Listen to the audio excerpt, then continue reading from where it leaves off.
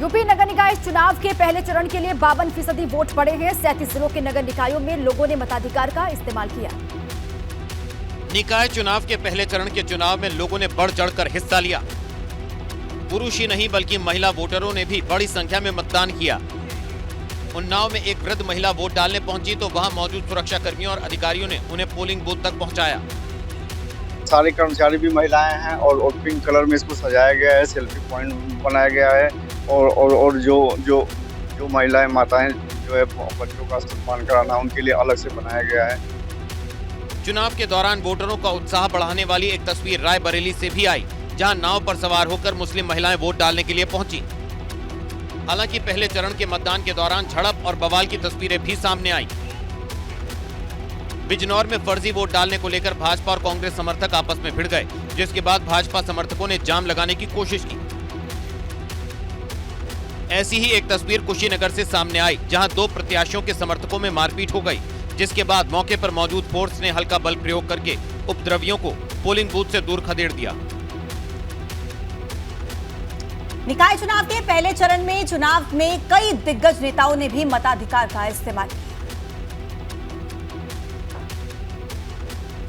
मुख्यमंत्री योगी आदित्यनाथ ने गोरखपुर में कन्या प्राथमिक विद्यालय बूथ पर सुबह सुबह पहुंच करके सबसे पहले मतदान किया और लोगों से भी बढ़ चढ़कर वोट करने की अपील की। वास्तव में नगरीय सरकार भी अच्छी चुने, मतदाता अपने मताधिकार का प्रयोग कर सके, इसके लिए इसे मैं ईश्वर की विशेष कृपा मानता हूं।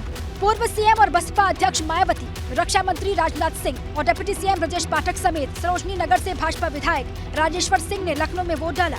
मैं लखनऊ के सभी मतदाताओं से अपील करता हूं कि वो अपना मतदान निश्चित रूप से करें। स्वस्थ लोकतांत्रिक व्यवस्था में यह अपेक्षा की जाती है कि सभी लोग मतदान के दिन अपना मतदान करें।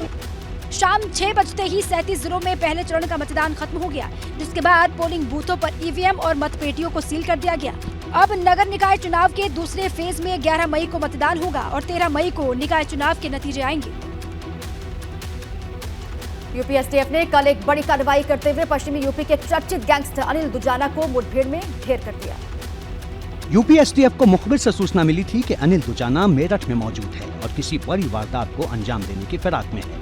इसके बाद मेरठ में भोला की झाल इलाके में गंग नहर के पास यूपी एसटीएफ ने अनिल दुजाना को घेर लिया और मुठभेड़ में अनिल दुजाना ढेर हो गया।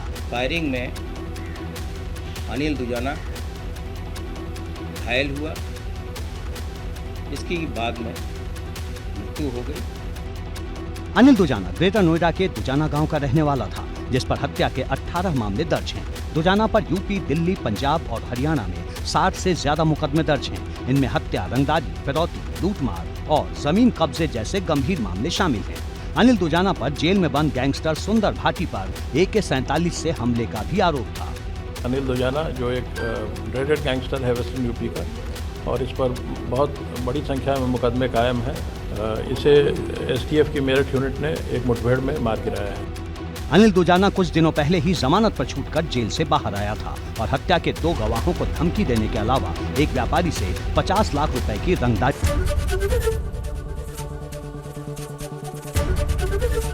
ABP गंगा, खबर आपकी, जुबान आपकी।